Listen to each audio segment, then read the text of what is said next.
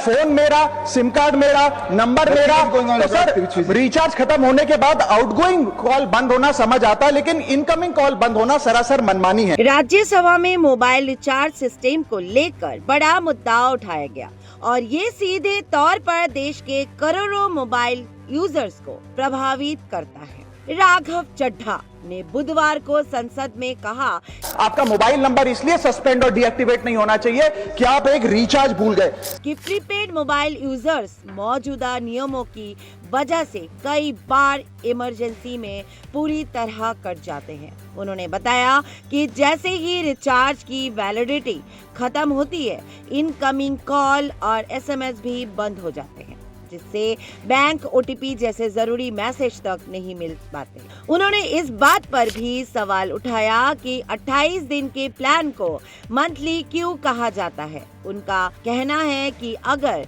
इसे मंथली कहा जाता है तो ये 30 या 31 दिन का होना चाहिए, क्योंकि 28 दिन के हिसाब से यूजर्स को साल में 12 नहीं बल्कि 13 बार रिचार्ज करना पड़ता है। राघव चड्ढा ने सरकार और टेलीकॉम कंपनियों से कई अहम बदलाव की मांग की है। उन्होंने कहा कि आखिरी रिचार्ज के बाद कम से कम 1 साल तक इनकमिंग कॉल और एसएमएस चालू रहने चाहिए ताकि जरूरी संपर्क बना रहे। इसके अलावा उन्होंने ये भी सुझाव दिया है कि मोबाइल नंबर को कम से कम 3 साल तक डीएक्टिवेट नहीं किया जाना चाहिए और ऐसे यूजर्स के लिए सस्ता इनकमिंग ओनली प्लान लाया जाए, जिन्हें सिर्फ कॉल रिसीव करना या जरूरी मैसेज पाना होता है। उन्होंने ये भी कहा कि मौजूदा सिस्टम में ज्यादातर प्लान्स डेटा, कॉल और एसएमएस को एक साथ जोड़ देते हैं, जिससे